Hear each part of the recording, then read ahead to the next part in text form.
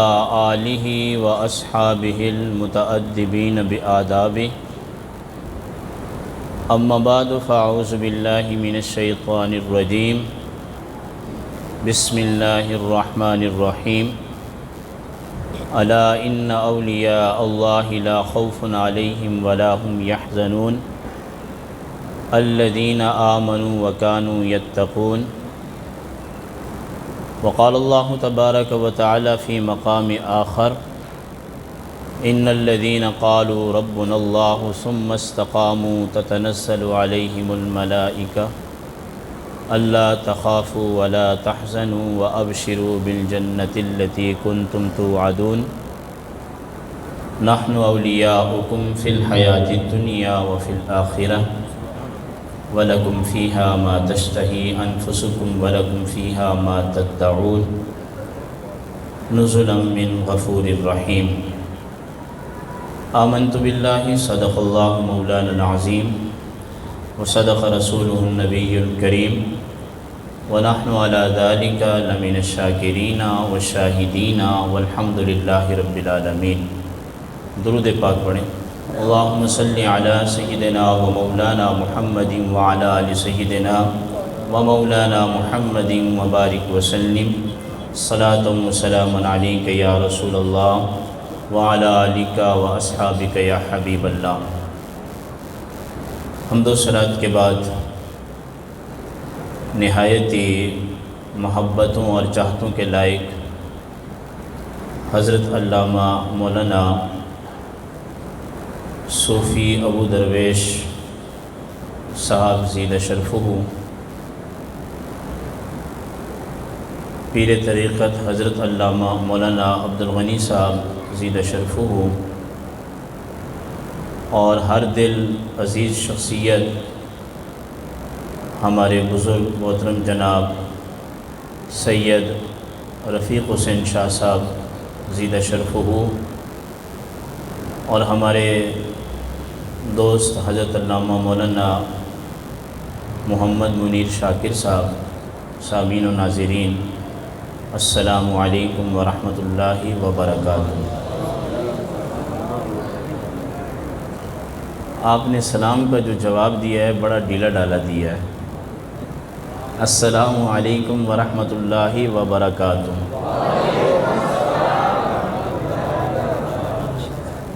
چونکہ یہ 11ویں شریف کی محفل ہے، اسی حوالے سے چند باتیں آپ سے گوش گزار کرنی ہیں کہ اللہ اور اس کا رسول سیدنا شیخ عبد القادر گیلانی بغدادی رحمۃ اللہ تعالی علیہ کے بارے میں کیا فرماتے ہیں، اور ان جیسے دیگر بزرگوں کے بارے میں کیا فرماتے ہیں۔ مگر اس سے پہلے ایک حدیث پاک 11ویں شریف کی برکت سے، ابو داؤد شریف 6 کتابوں میں سے ایک بڑی مستند کتاب ہے، اور حضرت امام ابو داؤد اپنی کتاب کے اندر ہر اس حدیث کو لائے ہیں کہ جس پر بندہ عمل کر سکتا ہے۔ دوسرے لفظوں میں یہ قانون اسلام کی کتاب ہے اور احکام کی کتاب ہے۔ اس میں آپ نے ایک حدیث پاک نقل فرمایا کہ جب تک بندہ مسجد کے اندر بیٹھا رہتا ہے اس کا ضامن جو ہے وہ اللہ کی ذات ہوتی ہے۔ اور حدیث پاک کی دوسری جز یہ ہے کہ جب تک بندہ اپنی سواری کا جانور اس لیے تیار کر کے رکھتا ہے کہ کہیں جہاد فرض ہو گیا، اعلان ہو گیا تو وہ میدان میں نکل پڑے گا، اللہ کے حبیب نے فرمایا کہ وہ شخص بھی اللہ کی ضمانت میں ہوتا ہے۔ اور فرمایا کہ تیسرا وہ شخص، اب ہر وقت تو مسجد میں آپ بیٹھیں گے نہیں، اور مسجد انتظامیہ آپ کو بیٹھنے بھی نہیں دے گی۔ نماز کے اوقات مخصوص ایک وقت ہونا چاہیے مساجد کے بند کرنے کا اور کھلنے کا، یہ شریعت مطالعہ کا حکم ہے۔ بخاری شریف کی حدیث بھی ہے کہ جب عشاء کی نماز ہو جاتی تو نبی کریم علیہ السلام ارشاد فرماتے بلال مسجد نبوی کے سارے دروازوں کو بند کر دو سوائے اس دروازے کے جو ابو بکر صدیق کی گھر کی جانب کھلتا ہے اسے کھلا رہنے دو۔ عرض کی یا رسول اللہ سارے دروازے بند کر دیے جائیں تو باب ابو بکر کو کیوں کھلا رہنے دیا جائے؟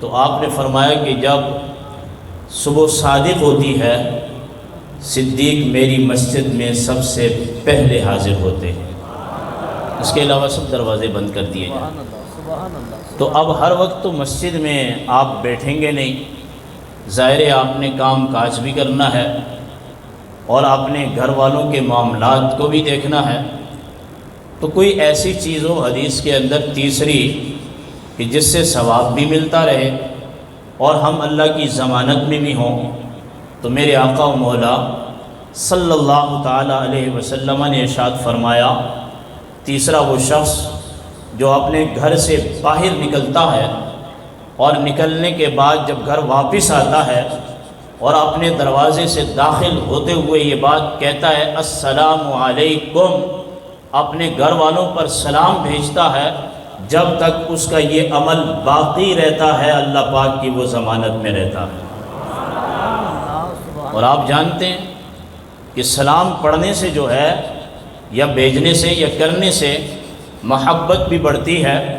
یہاں یہ حدیث پاک بھی تمہید کے طور پر آپ کو سنا دوں، سیدنا سلمان فارسی رضی اللہ تعالیٰ عنہ یہودی مذہب سے تعلق رکھتے تھے، دنیا کی یونیورسٹیز میں پڑھتے سنتے مدینہ اس لیے پہنچے کہ یہاں اللہ کا آخری پیغمبر تشریف لے کر آئیں گے، اور جب آپ مدینہ پہنچے اور حضور علیہ السلام کی بھی مدینۃ المنورہ میں جلوہ گری ہوئی، آپ کی آمد مبارک ہوئی، تو یہ کھجور کی چوٹی پر کھجور چن رہے تھے اور اتار رہے تھے۔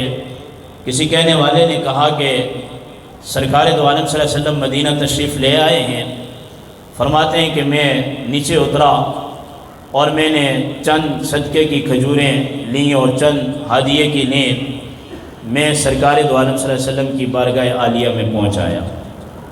اور امام اہل سنت نے بھی اپنے فتاوی رضویہ شریف کے اندر اس حدیث کو نقل کیا، فرمایا کہ جب میں نے حضور علیہ السلام کو دیکھا تو میں اس نتیجے پر پہنچا کہ یہ کبھی بھی جھوٹے شخص کا چہرہ نہیں ہو سکتا، بس چہرہ دیکھتے ہی ہم دل دے بیٹھے، کہ جس کے بارے میں پیر مہر علی شاہ صاحب فرماتے ہیں اس صورت نو جان آکھاں کے جانے جہاں آکھاں، سچ آکھاں تے رب دی شان آکھاں، جس شان تو بڑیاں سب شانہ۔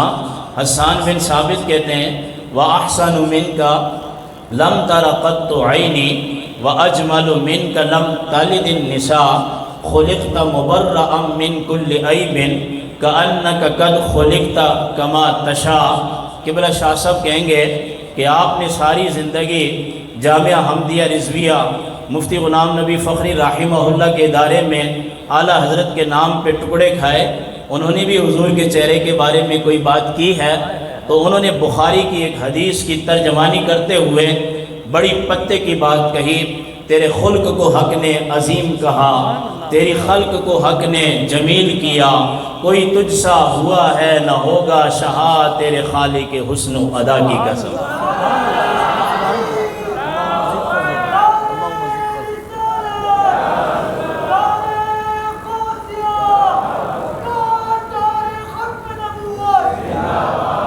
تو فرماتے ہیں کہ پہلی نشانی واضح ہو گئی، ایسا ہی حسن تھا، بڑا نمکین تھا، دل اس کی طرف مائل ہوا، دل کرتا ہے کہ حضور کو دیکھتا رہوں۔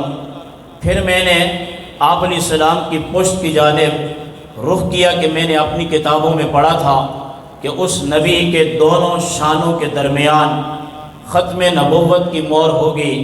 میں پیچھے کی جانب گیا، حضور علیہ السلام بھی سمجھ گئے کہ یہ پڑھا لکھا بندہ ہے، یہ کوئی چیز ہم میں تلاش کر رہا ہے۔ آپ علیہ السلام نے بھی جبہ مبارک لباس مبارک ہٹایا اور انہوں نے مہر نبوت کو بھی دیکھا، سامنے آ کے بیٹھ گئے۔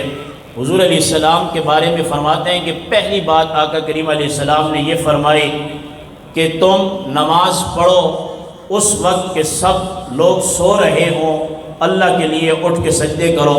اور دوسری بات اللہ کے نبی نے یہ فرمائی کہ تم بھوکے کو کھانا کھلاؤ۔ اور تیسری بات اللہ کے نبی نے یہ فرمائی کہ السلام علیکم کو عام کرو۔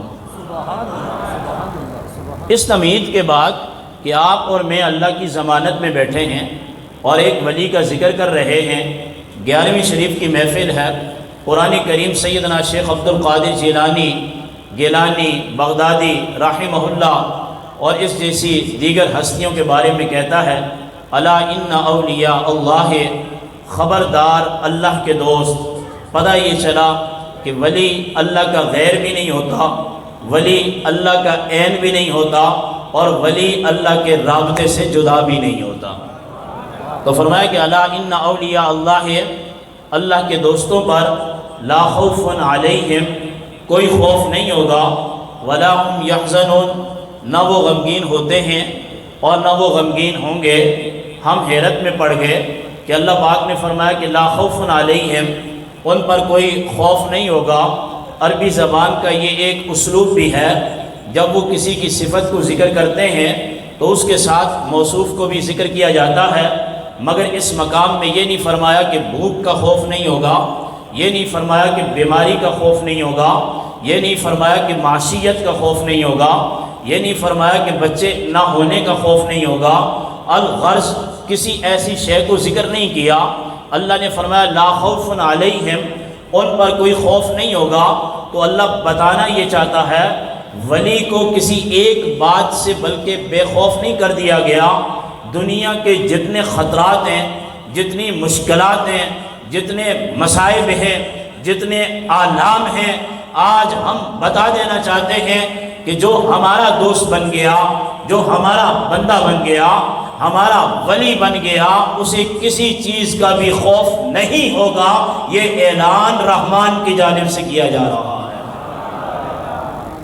آگے فرمایا ولا هم یحزنون، مضارع کا صیغہ استعمال کیا، نہ وہ غمگین ہوتے ہیں اور نہ وہ غمگین ہوں گے۔ آئیے ہم چلتے ہیں کہ خوف کیا ہوتا ہے اور حزن کیا ہوتا ہے۔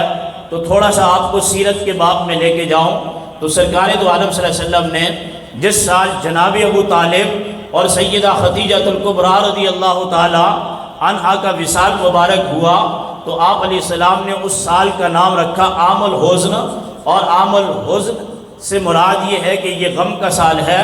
علامہ عینی اس حدیث کی شرح کرتے ہوئے حدیث کی شرح کے اندر غوطہ لگاتے ہیں اور کہتے ہیں کہ میں نے خوف اور حزن کے لفظ کو دیکھا اور میں لغت کی کتابوں میں گیا اور میں اس نتیجے پہ پہنچا کہ خوف جو ہوتا ہے یہ آنے والی چیز کا ہوتا ہے، اور غم جو ہوتا ہے یہ ماضی کی کسی چیز کا ہوتا ہے۔ تو اللہ بتانا یہ چاہتا ہے کہ ولی کی کوئی محبوب چیز ماضی میں چھوٹتی بھی نہیں ہے اور مستقبل میں اسے کوئی خوف بھی نہیں ہوتا ہے۔ ولی اس دنیا میں بھی غمگین نہیں ہوتے اور اخروی دنیا میں بھی غمگین نہیں ہوں گے۔ علامہ افریقی معنی بیان کرتے ہوئے لکھتے ہیں کہ ولی کا معنی قریب ہے، یہ اس کا لغوی معنی ہے، اور دوسرا لکھتے ہیں کہ ولی کا معنی نصیر ہے، نصیر کا معنی ہے مدد کرنا۔ ہم جو کہتے ہیں کہ یا غوث اعظم مدد، اس کا مطلب یہ ہوتا ہے کہ غوث الاعظم اللہ سے مدد لیتے ہیں اور مخلوق کو جو ہے وہ پہنچاتے ہیں۔ وجہ کیا ہے کہ ولی جو ہوتا ہے وہ نبی کا نائب ہوتا ہے، نبی کا کام ہوتا ہے اللہ سے دین کو لینا، نبی کا کام ہوتا ہے اللہ سے کتاب کو لینا۔ جیسے میرے اور آپ کے مولا حضور سرور دو عالم صلی اللہ علیہ وسلم نے قرآن اللہ سے لیا ہے اور امت کو دیا ہے، نبی وہاں سے لیتا ہے، امت کو دیتا ہے۔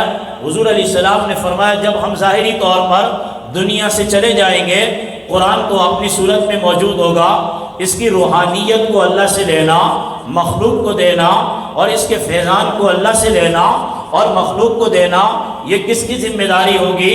فرمایا لا نبی بعدی، میرے بعد کوئی نبی نہیں آئے گا۔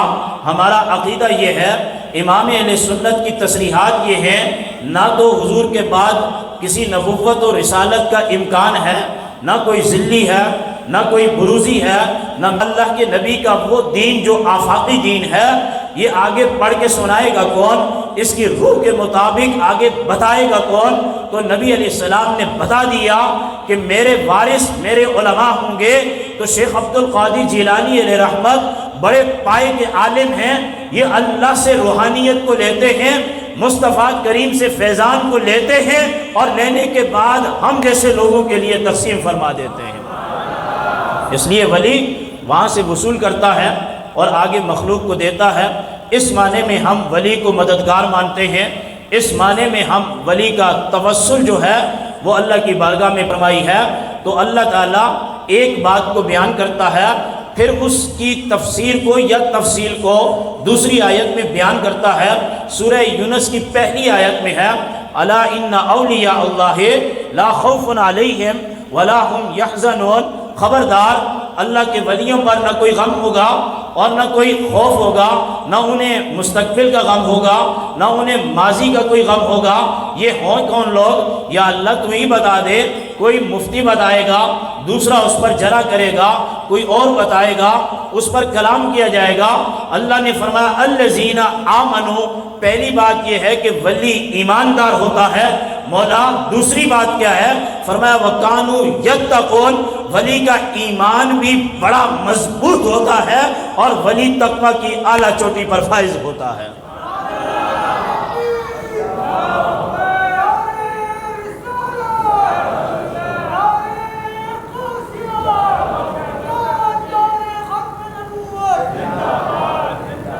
تو ولی مومن ہوتا ہے، اور دوسرا یہ ہے کہ ولی متقی ہوتا ہے۔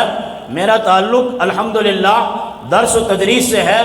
امام بیضاوی نے قلم اٹھایا، ہدی للمتقین کی تفسیر کرتے ہوئے لکھتے ہیں تقوی کی 4 قسمیں ہیں، تقوی کے 4 درجے ہیں۔ پہلا درجہ یہ ہے کہ بندہ شرک سے بچے، ان الشرک لظلم عظیم، کہ بے شک شرک جو ہے یہ ظلم عظیم ہے۔ ولی کوئی قسم کی بھی شرک نہ کرتا ہو، کسی کو سجدہ نہ کرتا ہو، یہاں تک کہ سجدہ تعظیمی بھی امت محمدیہ کے اندر حرام ہے۔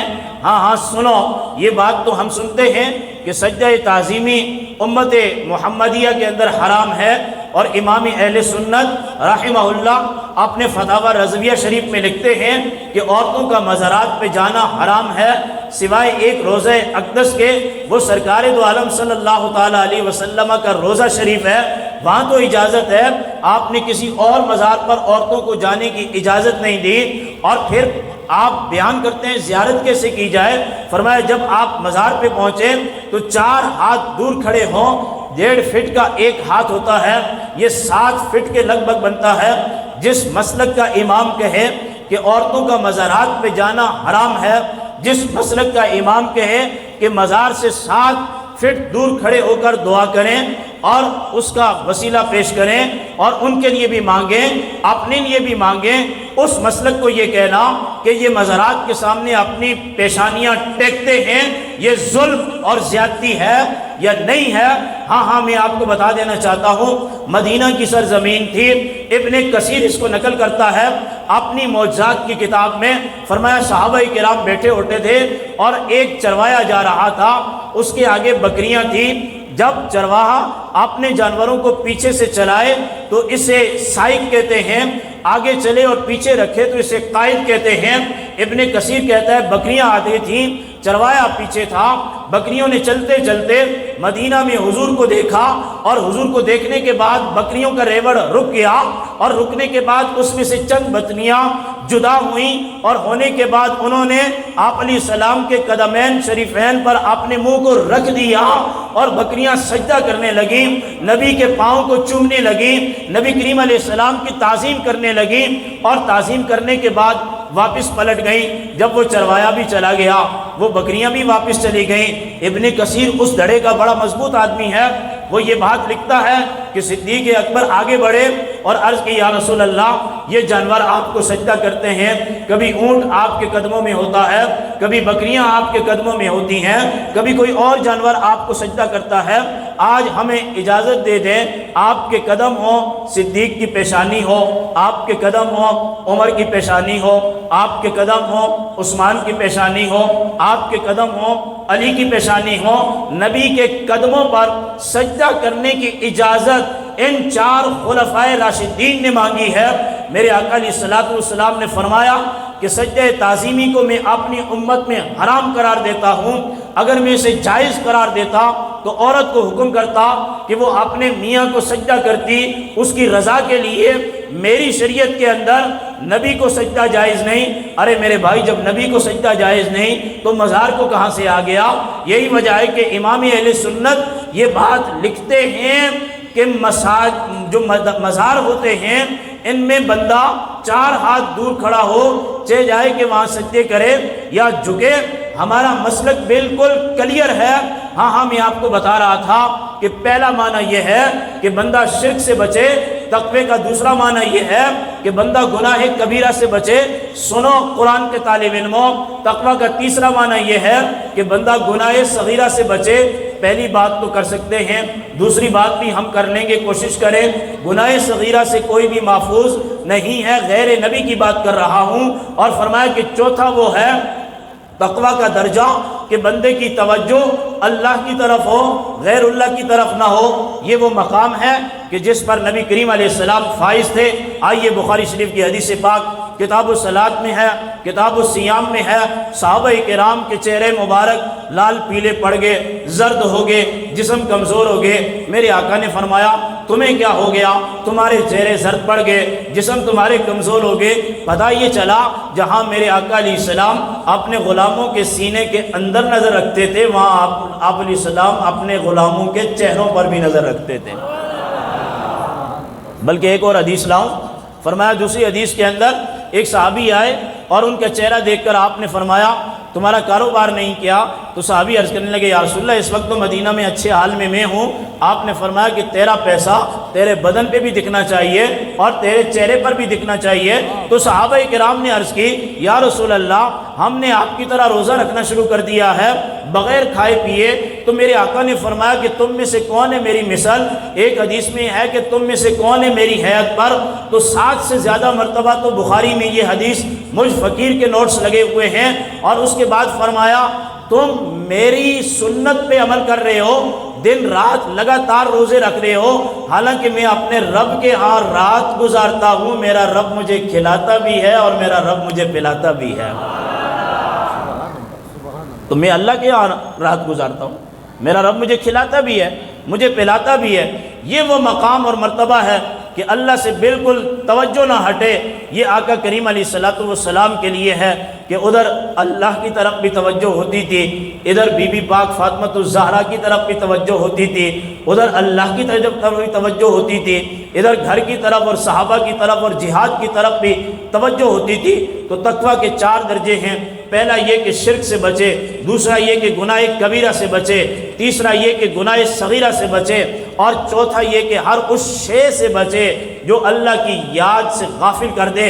سنو مولا کائنات سے اس آیت کی تفسیر کسی نے پوچھتے ہوئے پوچھا کہ ولی کیا ہوتا ہے، اس کی نشانیاں کیا ہیں؟ تو مولا کائنات نے جو تعریف فرمائی وہ آج کے دور سے بالکل برعکس تھی۔ فرمایا کہ ولی جو ہوتا ہے اس کا چہرہ زرد ہوتا ہے۔ آپ کے جو تلامذہ تھے وہ حیران ہو گئے کہ اس کا چہرہ زرد کیوں ہوگا؟ فرمایا کہ وہ کم کھائے گا، عبادت زیادہ کرے گا، اس لیے اس کا چہرہ زرد ہوگا۔ دوسری بات یہ ہے کہ اس کی آنکھیں جو ہیں یہ سرخ ہوں گی۔ کہا وہ کیوں؟ کہا ولی ساری رات جو ہے وہ اللہ سے گریہ زاری کرتا رہتا ہے، اللہ کی بارگاہ میں دعا کرتا رہتا ہے۔ اور آپ نے فرمایا کہ تیسری بات یہ ہے کہ جو اللہ کا ولی ہوگا اس کا جو پیٹ ہوگا وہ ڈھیلا ہوگا، وہ اتنی خوراک نہیں کھائے گا۔ ہم اسی تناظر میں، قرآن کے تناظر میں، کہ قرآن کہتا ہے عبادت کی طرف آؤ، متقی اور پرہیزگار وہ لوگ وہ ہیں جو فرائض پہ بھی عمل کرتے ہیں، سنتوں پہ بھی عمل کرتے ہیں، نوافل پہ بھی عمل کرتے ہیں، تو ہم سیدنا شیخ عبد القادر جیلانی گیلانی بغدادی کو دیکھتے ہیں تو ہمیں یہ نظر آتا ہے کہ آپ نے 40 سال عشاء کے وضو سے فجر کی نماز کی ادائیگی کی، اور آپ کی خوراک انتہائی کم تھی، اور سب سے زیادہ اللہ کی بارگاہ میں روتے تھے، دن رات میں 1000 نماز رکعت نفل کی ادائیگی کرتے تھے۔ اور جس مقام پر شیخ عبد القادر جیلانی علیہ رحمت کا روزہ شریف ہے، اس مقام پر بیٹھ کر آپ نے قرآن کریم کو 70,000 مرتبہ تلاوت کیا ہے۔ 1000 مرتبہ دن رات میں نفل پڑھنا، اور پھر 70,000 مرتبہ ٹوٹل زندگی میں قرآن کریم کی تلاوت کرنا۔ مجھے اچھے طریقے سے یاد ہے، کسی زمانے میں ہم قبلہ سید شاہ تراب الحق قادری صاحب کی تقریریں سنا کرتے تھے، اور وہ ہمارا طالب علمی کا زمانہ تھا، تو قبلہ شاہ صاحب کہنے لگے کہ جب ہم امام غزالی کو دیکھتے ہیں اور ان کی تصنیفات کو دیکھتے ہیں تو ہم اس نتیجے پہ پہنچتے ہیں، امام غزالی کی عمر کم ہے، کتابیں زیادہ لکھی ہیں، عقل اس بات کو نہیں مانتی کہ اتنی کم عمر پانے کے باوجود اتنی لمبی اور ضخیم کتابیں کوئی لکھ دے۔ تو شاہ صاحب اس مقام پر جواب دیتے ہیں اور یہ فرماتے ہیں، اصل بات یہ ہے جو عالم برحق ہوتا ہے اللہ اس کے وقت میں برکت ڈال دیتا ہے، اور یہ ولی جو ہوتا ہے ان کے بھی وقت کے اندر برکتیں ہوتی ہیں۔ جہاں ہم ایک پارہ پڑھتے ہیں وہ کئی پارے پڑھ لیتے ہیں۔ اب ذرا ہم اپنا محاسبہ کرتے ہیں۔ قرآن دوسرے مقام پہ کہتا ہے، یا ایھا الذین آمنوا اتقوا اللہ ولتنظر نفس ما قدمت لغد، اے ایمان والو تقوی اختیار کرو اور محاسبہ کیا کرو کہ کل کے لیے تم نے کیا بھیجا ہے۔ سیدنا شیخ عبد القادر جیلانی پنجگانہ نماز پڑھیں، 1000 مرتبہ جو ہے دن رات میں نفل کی نماز کی ادائیگی ہو، 70,000 مرتبہ قرآن پڑھیں۔ ذرا ہم غور کریں کہ ہم فرض نماز بھی پڑھتے ہیں یا نہیں، ہم نفل بھی پڑھتے ہیں یا نہیں، ہم قرآن کریم کی تلاوت بھی کرتے ہیں یا نہیں۔ ہاں سنو، سیدنا شیخ عبد القادر جیلانی ایسے پیر نہیں تھے جیسے آج کل کے پیر ہیں، پتہ ہی نہیں ہے وہ بیٹھتے کہاں ہیں، وہ اٹھتے کہاں ہیں، وہ نماز کہاں پڑھتے ہیں، ان کے شاگرد کتنے ہیں۔ شیخ عبد القادر جیلانی پوری رات اللہ کی بارگاہ میں کھڑے ہو کر عبادت کرتے، قرآن کریم کی تلاوت کرتے، نماز فجر سے لے کر نماز ظہر تک آپ علماء کو قرآن اور حدیث کی تعلیم دیا کرتے تھے۔ قرآن اور حدیث کی تعلیم فجر سے لے کر ظہر کی نماز تک۔ آپ حیران ہوں گے، شاید ہمیں بھی کوئی کہے تو ہم بھی کہہ دیں گے کہ یہ کام ہم سے نہیں ہوگا۔ ظہر کی نماز سے لے کر عصر کی نماز تک بغداد شریف میں اپنے مدرسے میں بیٹھ کر تجوید کے ساتھ جو محلے کے چھوٹے بچے ہوتے تھے ان کو قرآن کریم کی تعلیم دیا کرتے تھے، اور پھر عصر سے لے کر عشاء تک اپنے معمولات کیا کرتے تھے۔ تو کیا وجہ ہے کہ یہ بزرگ چٹائی پر بیٹھنا پسند کرتے تھے، ایک لکڑی کی ڈیسک آگے رکھ کے بچوں کو بٹھا کر کے ان کو پڑھانا پسند کرتے تھے، تزکیہ نفس کرتے تھے، علم ان کا بہترین اور پسندیدہ مشغلہ تھا۔ اصل بات یہ ہے کہ ان کی نظر قرآن کریم پر ہوتی تھی۔ قرآن واضح طور پر کہتا ہے، اقرأ بسم ربک الذی خلق خلق الانسان من علق اقرأ وربک الاکرم، کہ اللہ کے نبی پر جب پہلی وحی نازل ہوتی ہے تو وہاں بات ہی یہ ہے کہ آپ اپنے رب کے نام سے تلاوت کیجئے۔ اور پھر حدیث کے اندر آتا ہے، حضور علیہ السلام نے فرمایا، انما بعثت معلما، مجھے معلم ہی بنا کر بھیجا گیا۔ آج لوگ کہتے ہیں معاذ اللہ حضور کو اس کا پتہ نہیں، اس کا پتہ نہیں۔ میں کہتا ہوں تمہیں قرآن کا پتہ نہیں۔ قرآن یہ بات کہتا ہے، وَيُعَلِّمُهُمُ الْكِتَابَ وَالْحِكْمَةَ وَيُزَكِّيهِمْ إِنَّكَ أَنْتَ الْعَزِيزُ الْحَكِيمُ۔ اللہ تعالیٰ نے اپنے محبوب کے منصب کو بیان کرتے ہوئے فرمایا کہ پہلی بات یہ ہے کہ نبی کتاب کی تعلیم دیتا ہے، اور دوسری بات یہ ہے کہ نبی اپنے غلاموں کا تزکیہ نفس کرتا ہے۔ اگر جو بندہ تزکیہ نفس کو جدا کرے تعلیم سے وہ بھی غلط ہے، جو تعلیم کو تزکیہ نفس سے جدا کرے وہ بھی غلط ہے۔ تو پتہ کیا چلا کہ ولی نبی کا نائب ہوتا ہے، اور نبی کا کام تعلیمی امت بھی ہوتا ہے، اور نبی کا کام تزکیہ امت بھی ہوتا ہے۔ اور میں سمجھتا ہوں کہ فجر سے لے کر ظہر کی نماز تک سیدنا شیخ عبد القادر جیلانی علیہ رحمت تعلیم امت بھی فرماتے تھے اور تزکیہ نفس بھی فرمایا کرتے تھے۔ اس طرح نبی کریم علیہ الصلوۃ والسلام کی دونوں سنتوں کی جو ہے وہ فائدہ اٹھایا کرتے تھے۔ الذین آمنوا وکانوا یتقون، بے شک یہ وہ لوگ ہیں جو ایمان لائے اور تقوی اختیار کیا۔ اور یہاں مجھے امام قرطبی کی ایک بات بھی یاد آ گئی، صاحب ذوق معلوم ہوتے ہو، قرآن سے ہمیں شک ہونا چاہیے۔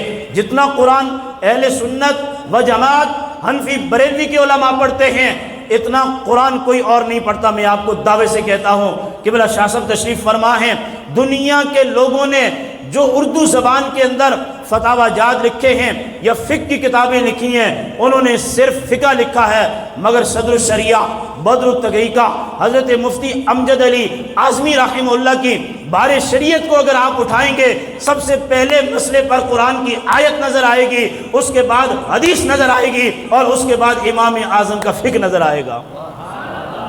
مجھ سے ایک ٹی وی پر بیٹھا ہوا کہنے لگا، دوسرے اس سے تعلق تھا، نام بھی نہیں لینا چاہتا، کہ تم لوگ نہ حدیث پڑھتے ہو، تم لوگ نہ قرآن پڑھتے ہو، تم کرامتیں ہی بیان کرتے ہو۔ میں نے کہا بھائی تمہارا پالا کس سے پڑھتا ہے، کون سے مولوی سے پڑھتا ہے، کس کے پاس تم بیٹھتے ہو؟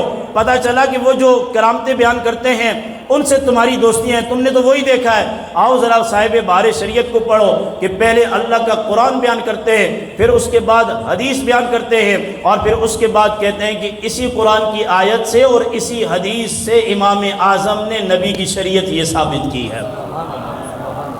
جب ولی بن جاتا ہے، وہ متقی ہوتا ہے، پرہیزگار ہوتا ہے، تو قرآن کو سمجھنے کی کوشش کریں۔ تقوی کے یہ 4 درجے آپ نے سنے، اور پھر خزائن العرفان کے اندر سید نعیم الدین مراد آبادی رحمہ اللہ تقوی کی تعریف کرتے ہوئے لکھتے ہیں، جہاں اللہ نے آنے کا حکم دیا ہے وہاں آ جاؤ، جہاں جانے سے منع کیا ہے وہاں رک جاؤ۔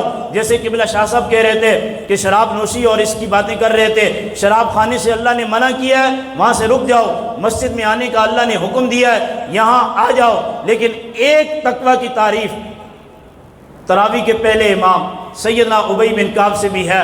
سیدنا فاروق اعظم ایک دن تشریف فرماتے، وہ ابی بن کعب سے کہنے لگے، ابی بن کعب تقوی بتائیے، تقوی کیا چیز ہے؟ ابی بن کعب کہنے لگے اس سے پہلے یہ بتا دوں، پتہ چلا کبھی بڑا آدمی چھوٹے سے بھی پوچھتا ہے، اور کبھی اس لیے بھی پوچھا جاتا ہے، ہم بلاغت پڑھتے بھی ہیں پڑھاتے بھی ہیں، کہ بڑا آدمی چھوٹے سے اس لیے بھی پوچھتا ہے کہ مجھے بھی پتہ چلے کہ میرے چھوٹے کو بھی اس بات کا پتہ ہے یا نہیں ہے۔ اس کو ہم کہتے ہیں افادت العلم، اور خبر افادت العلم سے تعبیر کرتے ہیں۔ آپ نے فرمایا تقوی کیا ہے؟ ابی بن کعب نے بھی یہ نہیں کہا، حضور دوسرے نمبر کے مجتہد تو آپ ہیں، کیونکہ صدیق اکبر پہلے مجتہد ہیں، دوسرے مجتہد آپ ہیں، آپ ہم سے پوچھ رہے ہیں۔ سمجھ گئے کہ یہ اس لیے پوچھ رہے ہیں کہ ہمیں بھی پتہ ہے یا نہیں، قرآن کے قاری ہیں، قرآن پہ نظر ہے۔ سیدنا ابی بن کعب کہتے ہیں، یا امیر المومنین، کبھی کانٹے دار راستے سے آپ کا گزر ہوا ہے؟ آپ نے فرمایا ہاں گزر ہوا ہے۔ تو آپ نے پوچھا گزرے آپ کیسے ہیں؟ فرمایا میں اپنے دامن کو بچا کے کانٹا دار اور خارے دار راستے سے گزرا ہوں۔ فرمایا بس اپنی زندگی کو گناہوں سے ایسے بچا کر گزار دو جیسے خارے دار راستے سے تم اپنے لباس کو پھٹنے سے بچا کر منزل کی طرف جاتے ہو، یہی تقویٰ ہے۔ اب قرآن کریم میں دوسرے مقام میں آیا، پہلی بات ولی وہ ہوتا ہے کہ جو شرک نہیں کرتا، متقی ہوتا ہے، پرہیزگار ہوتا ہے۔ اس پر تمام مسالک کا اجماع ہے، سن لو اجماع ہے کہ سیدنا شیخ عبد القادر جیلانی ولی بھی بڑا تکڑا ہے، متقی بھی بڑا تکڑا ہے، اور عالم بھی بڑا تکڑا ہے۔ اور میں نے البدایہ والنہایہ میں پڑھا، ابن کثیر کہتا ہے سیدنا شیخ عبد القادر جیلانی کی تفسیر بیان کرتے ہوئے فرمایا یہ محدث بھی بڑا تھا، یہ مفسر بھی بڑا تھا، یہ فقیہ بھی بڑا تھا، ہاں نرا مولوی تھا۔ ابن کثیر کہتا ہے نا یہ صاحب تقویٰ بھی تھا اور صاحب ورع بھی تھا۔ کیا کہنا چاہتا ہے کہ سیدنا شیخ عبد القادر جیلانی کا ظاہری علم بھی بڑا تکڑا تھا اور باطنی تقویٰ بھی بڑا تقویٰ تھا۔ ایسے ہی لوگوں کے بارے میں فرمایا قرآن نے۔ بس اختتام کی طرف، ان الذین قالوا ربنا اللہ ثم استقاموا، قرآن دوسرے مقام پہ کہتا ہے بے شک وہ لوگ جنہوں نے کہا ہمارا رب اللہ ہے، ثم استقاموا، پھر اس پر ڈٹ گئے۔ نزل علیہم الملائکۃ الا تخافوا ولا تحزنوا وابشروا بالجنۃ التي کنتم توعدون، پھر اللہ کے ملائکہ ان لوگوں پر اترتے ہیں اور یہ بات کہتے ہیں خوف بھی نہ کرو اور غم بھی نہ کرو، اللہ نے تمہارے لیے بہترین جنت کو تیار کر رکھا ہے۔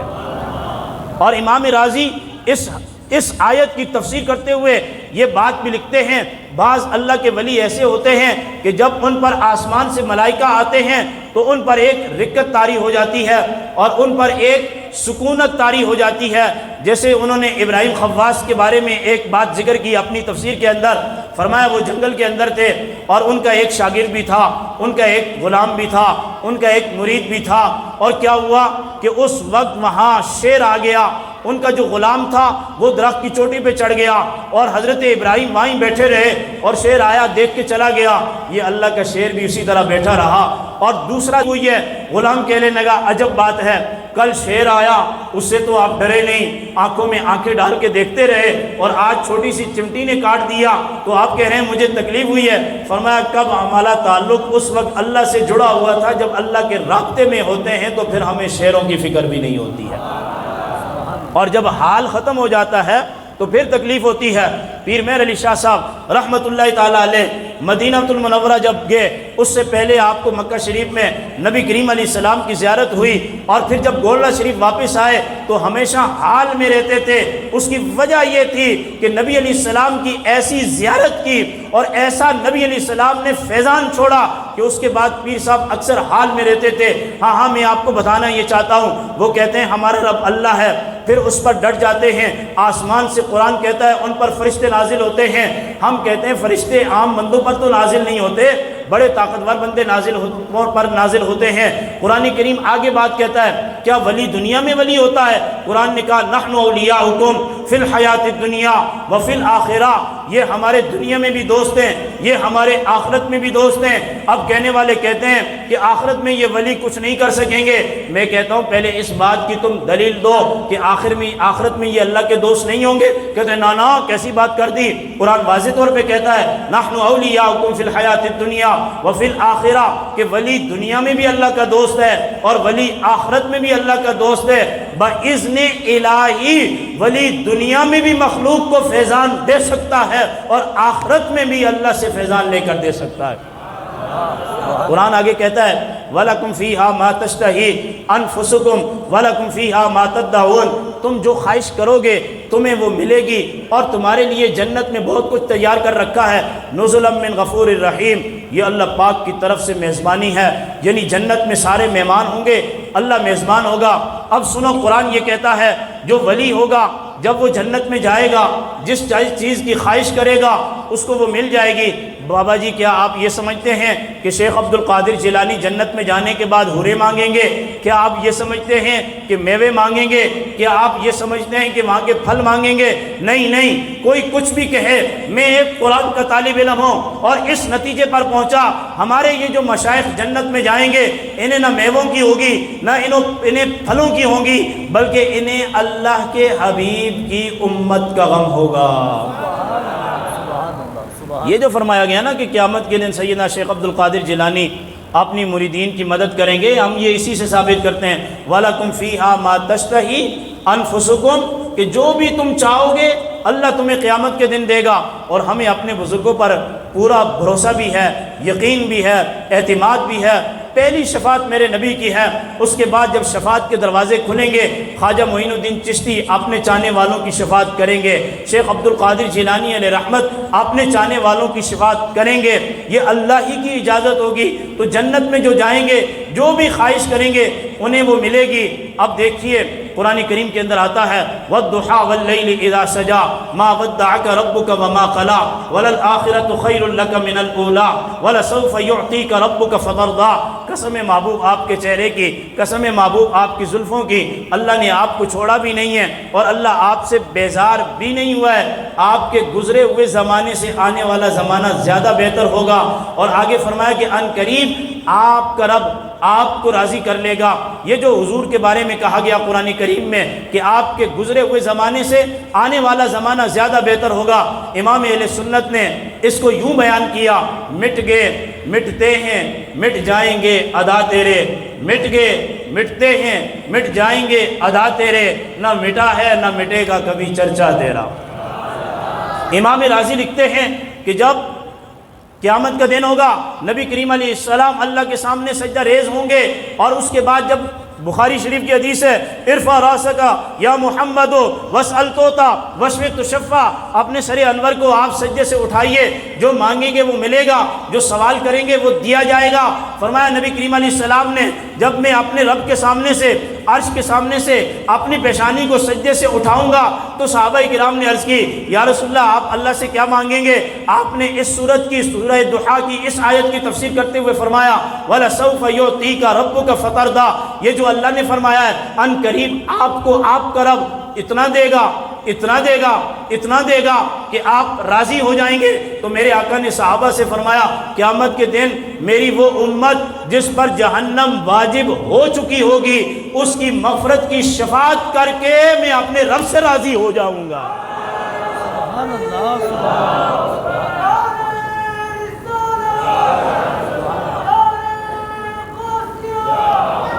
بہت کرامتیں سن لی آپ نے، بہت واقعات سن لیے آپ نے، بہت 11ویں شریف منا لی آپ نے، بہت عرس منا لیے آپ نے۔ اب ذرا دیکھتے ہیں یہ ولی بنتا کیسا ہے۔ بس یہ حدیث بیان کر کے پھر میں اجازت چاہوں گا، ولی بنتا کیسے ہے۔ جہاں تک رہی بات سیدنا شیخ عبد القادر جیلانی کی، آپ کو تو اللہ نے ماں کے شکم سے ہی ولی پیدا کیا ہے، اور یہ بات تواتر کے ساتھ آئی ہے کہ لا یردع ولدا للاشراف ولد فی لا یردع فی رمضان، کہ گیلان شریف کے اندر، جیلان شریف کے اندر یہ بات مشہور تھی کہ سیدوں کے ہاں ایک بچہ پیدا ہوا ہے اور وہ ایسا بچہ ہے کہ جو رمضان کے مہینے میں دن میں اپنی ماں کا دودھ نہیں پیتا۔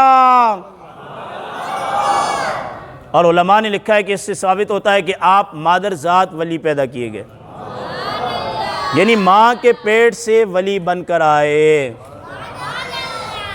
تو لیکن جو ماں کے پیٹ سے ولی بن کے نہیں آتا، گناہ کرتے ہیں، بعد میں توبہ کریں، ولی بننے کا شوق پیدا ہو جائے، پیر بننے کا شوق پیدا ہو جائے، تو بخاری شریف حدیث سب کو پیر بنانے کا ایک نسخہ بتا رہی ہے۔ اللہ کے حبیب نے فرمایا، حدیث قدسی ہے، حدیث قدسی اس کو کہتے ہیں بیان کرنے والے حضور علیہ السلام ہوں اور وہ کلام اللہ کا ہو، مگر وہی مطلب کی صورت میں نہ ہو، غیر مطلب کی صورت میں، یعنی تلاوت نہ کیا جاتا ہو، اس کو حدیث قدسی کہتے ہیں۔ سرکار دو عالم صلی اللہ علیہ وسلم نے فرمایا من عاد لی ولیا فقد آذنتہ بالحرب، کہ اللہ پاک ارشاد فرماتا ہے جو اللہ کے ولیوں سے، اللہ کے دوستوں سے عداوت رکھتا ہے، اللہ اس کے خلاف اعلان جنگ کرتا ہے۔ بخاری شریف کی حدیث، جو شخص اللہ کے ولیوں سے عداوت رکھتا ہے، بغض رکھتا ہے، اللہ اس کے خلاف اعلان جنگ کرتا ہے۔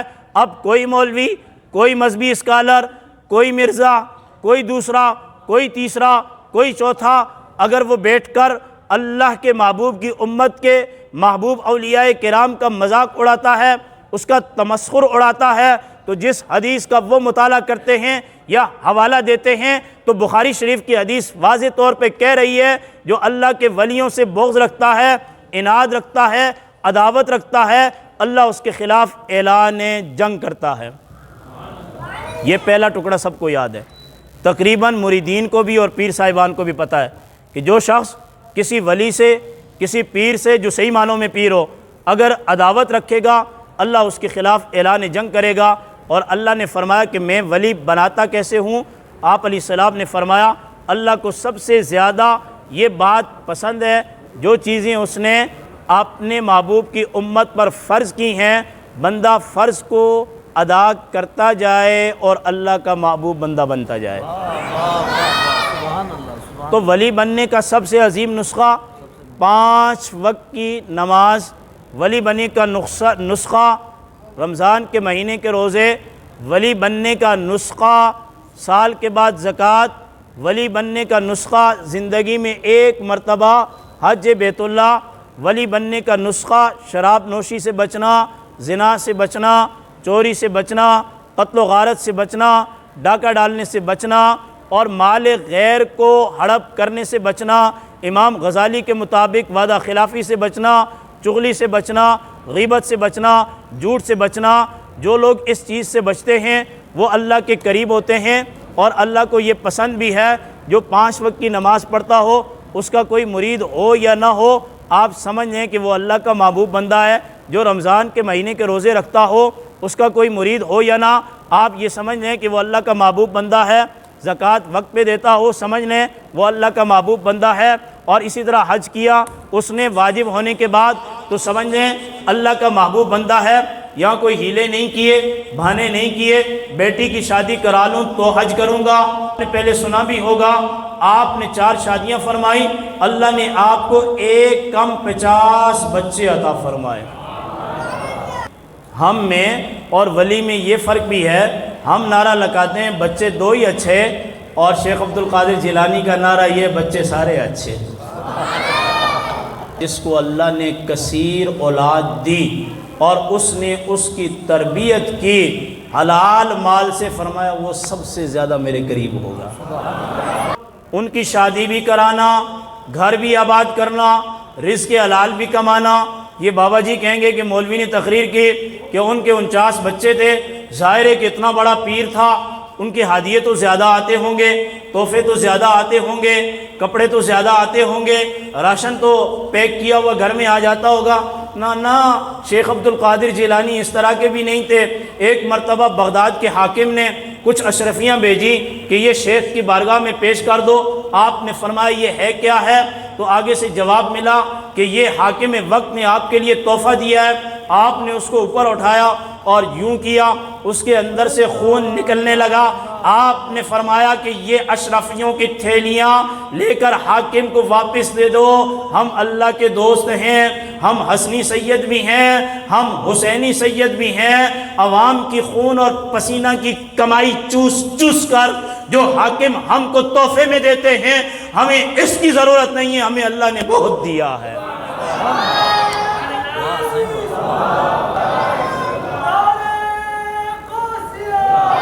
یہ بھی چلے جاؤ، وہ بھی چلے جاؤ، دکان کون لگائے گا، کاروبار کون کرے گا؟ اللہ کے حبیب نے بہترین رزق وہ ہے کہ جو بندہ اپنے ہاتھ سے کماتا ہے، یعنی کہ اسباب حلال والے ہوں، حدیث کا یہ معنی ہے۔ اور دوسرے مقام پہ حضور نے یہ فرمایا کہ جس کے بچے زیادہ ہوں اور اس کی آمدنی کم ہو، کم آمدنی کے اندر اپنے بچوں کو پالے، بالخصوص اپنی بیٹیوں کو پالے، ان کو تعلیم دے، ان کو تربیت دے۔ جس دن ان کے گھر آباد کرے گا، اس دن میرے ذمہ کرم پر واجب ہو گئی کہ بیٹی کے باپ کی قیامت کے دن میں شفاعت کروں گا۔ 49 بچے، 20 بیٹے، 29 بیٹیاں، حج ہر سال، زکوٰۃ وقت پر، قرآن وقت پہ پڑھا جا رہا ہے، مسجد میں نماز وقت پہ ہے۔ تو اس سے یہ پتہ چلتا ہے اصل جو چیز ہے وہ وہی ہے جو میرے آقا اور مولا آسمان سے لے کر آئے، اور ان بزرگوں نے اس پر عمل کر کے دکھایا۔ حدیث پڑھ رہا تھا میں، چونکہ شیخ عبد القادر جیلانی علیہ رحمت کی 11ویں شریف ہے تو ان کی باتیں بھی ہوں گی، کیونکہ ان کی باتیں کرنے سے انسان کا دل شریعت کی طرف راغب ہوتا ہے۔ فرمایا جب بندہ فرائض پہ عمل کرتا ہے میرے قریب ہو جاتا ہے، پھر وہ یتقرب الی بالنوافل، اور اس کے بعد وہ نفل پڑھتا ہے تو میں اس کو اپنے قریب کر لیتا ہوں۔ ایک مقام وہ آتا ہے کہ بندہ مقرب ہو جاتا ہے اور رب مقرب ہو جاتا ہے۔ ایک مقام وہ آتا ہے، حدیث سے بتا رہا ہوں، کہ بندہ محب ہو جاتا ہے، اللہ محبوب۔ ایک مقام اللہ محب اور بندہ محبوب ہو جاتا ہے۔ علامہ عینی نے یہ تشریح کی، فرمایا جب اللہ تعالیٰ کسی کو اپنا محبوب بنا لیتا ہے، کسی سے محبت کرتا ہے، کنت سمعہ الذی یسمع بہ وبصرہ الذی یبصر بہ ویدہ التی یبطش بہا ورجلہ التی یمشی بہا وفؤادہ الذی یعقل۔ فرمایا ہوتا کیا ہے جب بندہ فرائض پہ عمل کرتا ہے پھر نوافل پڑھتا ہے، اللہ کے قریب ہوتا ہے، اللہ اس کی آنکھیں ہو جاتا ہے جس سے وہ دیکھتا ہے، اللہ اس کے کان ہو جاتا ہے جس سے وہ سنتا ہے، اللہ اس کے ہاتھ ہو جاتا ہے جس سے وہ چھوتا ہے، اللہ اس کا دل ہو جاتا ہے جس سے وہ سمجھتا ہے، اللہ اس کے پاؤں کو اپنی رضا کے مطابق اٹھاتا ہے۔ تشریح کرنے والوں نے تشریح کی، علامہ عینی لکھتے ہیں اس کا مطلب یہ ہے ولی کا سننا اللہ کی مرضی کے مطابق، ولی کا دیکھنا اللہ کی مرضی کے مطابق، ولی کا چھونا اللہ کی مرضی کے مطابق، اللہ کے ولی کا چلنا اللہ کی مرضی کے مطابق۔ امام رازی لکھتے ہیں اس میں کوئی کمال نہیں ہے۔ ہم نے کہا جی کہ علامہ عینی حنفی ہیں، انہوں نے یہ بیان کیا، آپ شافعی ہیں، آپ بھی ہمارے ہیں وہ بھی ہمارے ہیں، آپ بتائیں اس کا کیا مطلب ہے؟ فرمایا یہ اپنی جگہ کہ اللہ کی رضا آنکھ میں آ جاتی ہے، کان میں آ جاتی ہے، ہاتھ اللہ کی مرضی کے مطابق اٹھتے ہیں، مگر جب اللہ کسی کی آنکھیں ہو جاتا ہے یا اللہ کسی کے کان ہو جاتا ہے، اللہ کسی کے ہاتھ ہو جاتا ہے، پاؤں میں وہ طاقت آ جاتی ہے۔ امام راضی لکھتے ہیں جیسے ہم اپنی آنکھ سے نزدیک دیکھتے ہیں، جب اللہ کی طاقت آ جاتی ہے ولی کی آنکھ میں تو ولی دور تک دیکھتا رہتا ہے۔ تبھی تو شیخ عبد القادر جیلانی نے کہا کہ میں اپنی ہتھیلی میں اللہ کے شعروں کو رائی کے دانے کی طرح دیکھ رہا ہوں۔ وہ بیوقوف پھر یہ کہتے ہیں یہ کیا کہہ دیا؟ تو ان کو علم بخاری کا نہیں ہوتا، کیونکہ بخاری کہہ رہی ہے کہ اللہ ان کی آنکھ میں وہ۔ پھر امام راضی لکھتے ہیں جیسے ہم قریب سے پکڑتے ہیں اللہ کا ولی دور سے پکڑتا ہے، جیسے ہم گھنٹوں کا سفر طے کرتے ہیں اللہ کا ولی سیکنڈوں میں طے کرتا ہے۔ ہمیں بات سمجھ میں نہیں آتی، ولی اندر کی بات کو بھی سمجھ لیتا ہے۔ یہ تو قرآن کریم ہے، والشمس وضحاها والقمر اذا تلاها والنهار اذا جلاها والليل اذا يغشاها والسماء وما بناها والارض وما طحاها ونفس وما سواها فالهمها فجورها وتقواها۔ اللہ کہتا ہے کہ وہ نیکی کی بات میں دل میں ڈالتا ہے اور برائی کی بات میں دل میں ڈالتا ہے۔ اللہ کا ایک بنایا ہوا نظام ہے، نیک لوگ اس سے رابطے میں ہوتے ہیں تو اللہ نیکیوں کی باتیں دلوں کے اندر ڈالتا ہے۔ یہی نہیں، بخاری شریف کی حدیث آگے پڑھتے ہوئے مختصر کرتے ہوئے آگے نکل رہا ہوں، فرمایا پھر کیا ہوتا ہے؟ اللہ کے حبیب نے فرمایا وَإِن سَأَلَنِي لَأُعْطِيَنَّ۔ جب اس مقام پہ ولی آتا ہے کہ اللہ اس کی آنکھیں، اللہ اس کے کان، اللہ اس کی زبان، اللہ اس کے ہاتھ، پاؤں میں وہ طاقت آ جاتی ہے، پھر جب وہ ولی اپنے ہاتھوں کو اللہ کی بارگاہ میں اٹھاتا ہے، اللہ سے مانگتا ہے وَإِن سَأَلَنِي، اگر وہ سوال کرتا ہے لَأُعْطِيَنَّ، اللہ اسے ضرور عطا کرتا ہے۔ میں حدیث پڑھتے پڑھاتے کبھی کبھی سوچتا ہوں یہاں انّا آیا، اگر وہ سوال کرتا ہے، ولیوں کو زیادہ اللہ سے سوال کرنے کی ضرورت ہی نہیں پڑتی۔ کیوں کہ ولی قرآن پڑھ رہا ہوتا ہے، درود شریف پڑھ رہا ہوتا ہے، کلمے کا ورد کر رہا ہوتا ہے، اور نبی کی صحیح حدیث ہے جو بندہ قرآن پڑھتا چلا جائے، درود شریف پڑھتا چلا جائے، وہ دعا نہ بھی کرے تو اللہ اس کی ساری حاجتیں پوری فرما دیتا ہے۔ وَلَئِنِ اسْتَعَاذَنِي لَأُعِيذَنَّ، اگر وہ کسی چیز سے پناہ مانگتا ہے تو اللہ اسے ضرور پناہ دیتا ہے۔ سنو، بخاری شریف کی حدیث کا یہ آخری حصہ آپ کے سامنے رکھ رہا ہوں، رونگٹے کھڑے ہو جاتے ہیں، ایمان جذبے میں آ جاتا ہے اور دل کرتا ہے کہ اللہ کی شان پہ، اللہ کی عظمت پہ، اللہ کی توحید پہ، اللہ کے محبوب کی جو رسالت ہے اس پہ بندہ ہزاروں جانیں قربان کر دے کہ ہمیں اتنا بڑا مقام اور رتبہ ملا۔ حدیث کے لفظ یہ ہیں ما ترددت عن شیء انا فاعلہ، اللہ کوئی کام کرتا ہے اسے نہ تردد ہوتا ہے نہ اسے توقف ہوتا ہے۔ قرآن کریم میں آتا ہے اذا اراد شیئا ان یقول له کن فیکون، جب اللہ کسی چیز کا ارادہ کرتا ہے، اتنی بات کہتا ہے کون ہو جا تو پھر وہ ہو جاتا ہے۔ مگر جب مومن کی موت کا وقت آتا ہے ان یکرہ الموت وانا اکرہ، ملک الموت آتا ہے، مومن کے سامنے کھڑا ہوتا ہے، ولی کے سامنے کھڑا ہوتا ہے اور یہ بات کہتا ہے کہ تجھ پر موت کو طاری کرنا ہے۔ مومن کہتا ہے میں نے مرنا نہیں، ولی کہتا ہے میں نے مرنا نہیں۔ ملک الموت اللہ کی بارگاہ میں حاضر ہوتا ہے، بخاری شریف کی حدیث ہے، عرض کرتا ہے مولا کس کے پاس بھیجا ہے جو مرنا نہیں چاہتا؟ اللہ فرماتا ہے یہ میرا محبوب بندہ ہے، یہ میرا ولی ہے، یہ میرا مومن ہے، یہ میرے محبوب کا امتی ہے، اس کی روح کو ایسے قبض نہ کرنا جب تک کہ یہ اپنی موت پہ راضی نہ ہو جائے۔ مولا بس یہی تردد کا معنی ہے، بندہ منع کر دیتا ہے، فرشتہ اللہ کی بارگاہ میں حاضر ہوتا ہے اور پھر فرشتہ کہتا ہے مولا یہ تیرا محبوب بندہ ہے اور یہ مرنا نہیں چاہتا، تیرا حکم یہ ہے کل نفس ذائقۃ الموت فاذا جاء اجلهم لا يستأخرون ساعة ولا يستقدمون، موت نہ ایک گھڑی پہلے ہوگی نہ بعد میں، مقررہ وقت پر ملک الموت مقررہ جگہ پر پہنچ جاتا ہے۔ مولا یہ مرنا نہیں چاہتا مگر تیرا حکم یہ ہے اسے مارنا ہے اور یہ موت پر راضی بھی نہیں۔ اللہ فرماتا ہے یہ میرا بندہ ہے، یہ میرا مومن ہے، یہ میرا ولی ہے، اس پر موت کو ایسے طاری نہ کرنا، جنت سے اس کا جنتی محل اٹھاؤ اور اس کی آنکھوں کے سامنے رکھ دو اور رکھنے کے بعد کہو یہاں رہنا چاہتا ہے یا یہاں آنا چاہتا ہے۔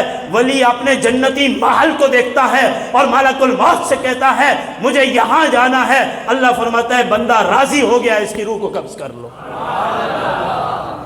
روح قبض ہو گئی، بخاری شریف کی حدیث ختم ہو گئی۔ ولی کو بغیر اس کی اجازت کے موت بھی نہیں آتی۔ اب آئیے اگلا منظر، تاکہ عنوان لڑی بڑی جو ہے وہ اختتام کو پہنچ جائے۔ ولی جب فوت ہونے لگتا ہے اس کی روح کف سے ہنسلی سے نکلنے لگتی ہے. بڑی مشہور صورت ہے سورۃ الفجر. شروع سے نہیں پڑھوں گا, آخری آیات, یا ایتھا النفس المطمئنہ ارجعی الی ربک راضیۃ مرضیہ فادخلی فی عبادی وادخلی جنتی. ولی کی جب موت کا وقت آتا ہے آسمان سے فرشتہ آتا ہے, کہتا ہے اے نفس مطمئنہ لوٹا اللہ کی طرف, تو اللہ سے راضی ہے اور اللہ تجھ سے راضی ہے.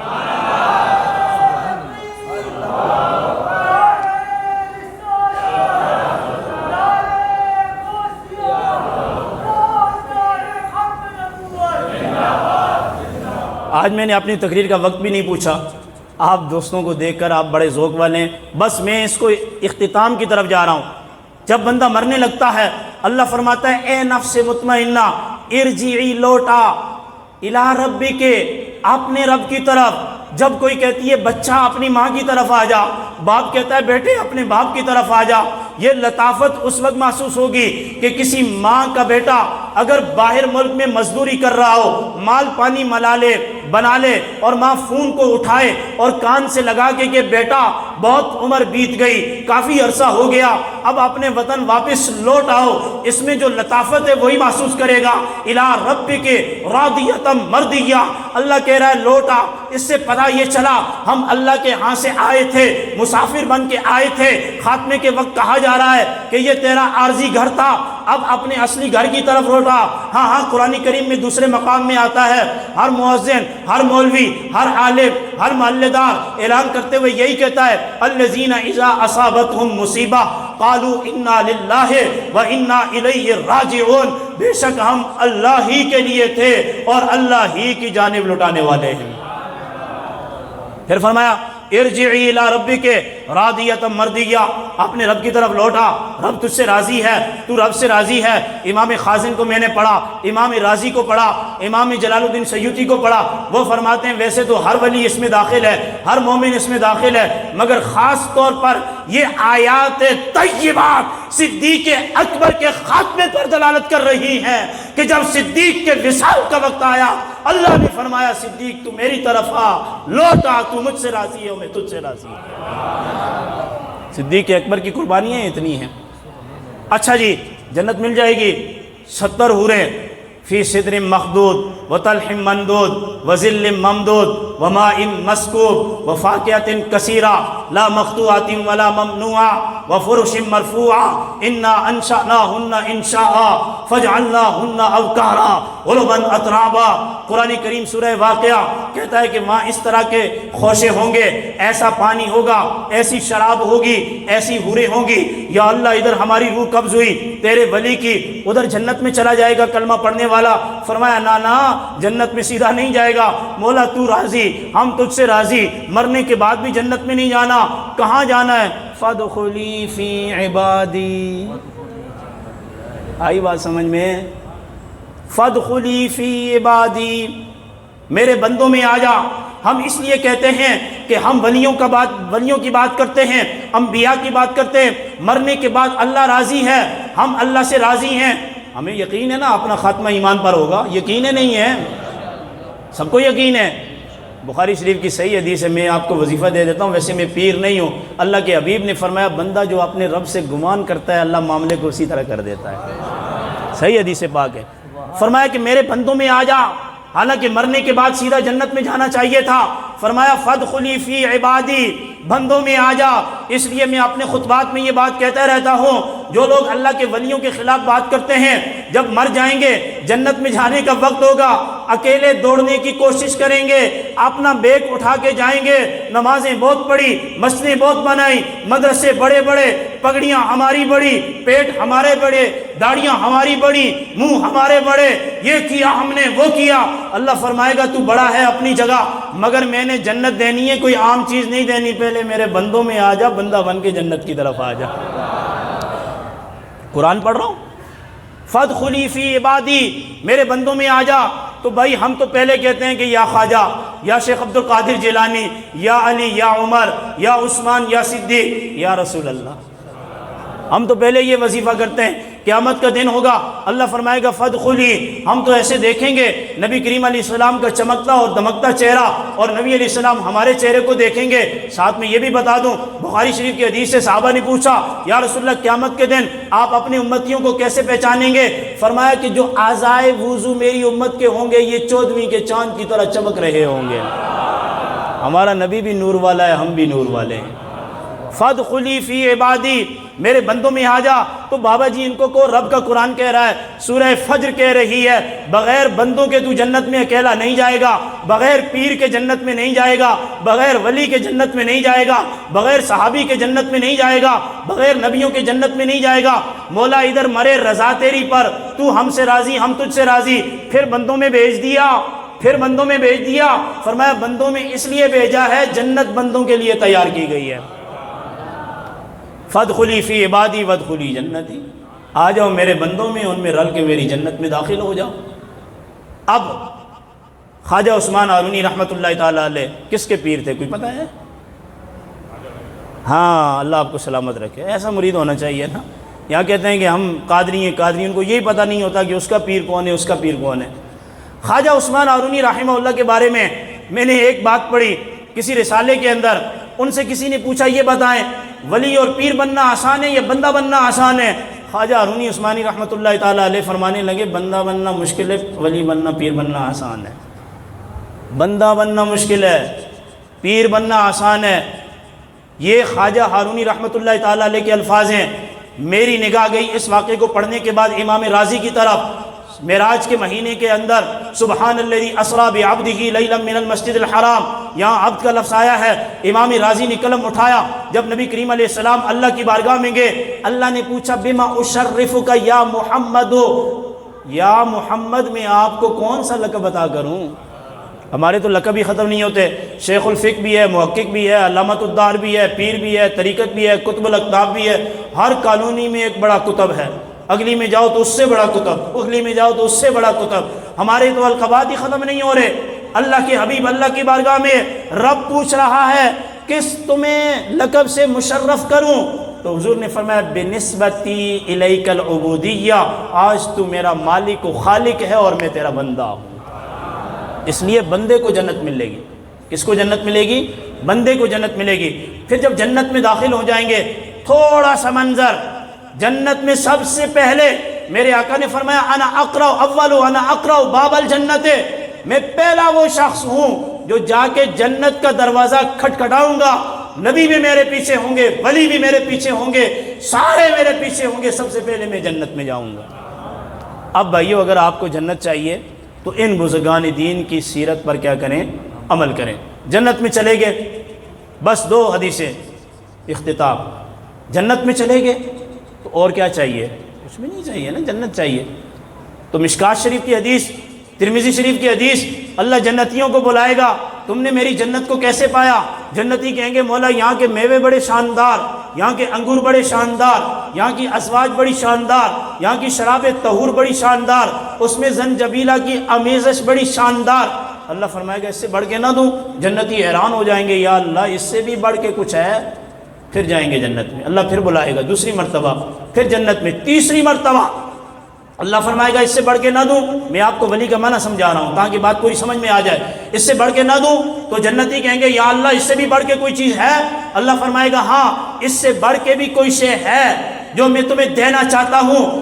حدیث کے اندر آیا، حضرت سہیب رومی فرماتے ہیں اللہ پاک اپنے حسن سرمندی سے حجابات کو اٹھائے گا، جنتی اللہ کا دیدار کریں گے اور عرض کریں گے مولا تیرے دیدار کے سامنے جنت کی بھی کوئی اوقات ہی نہیں ہے۔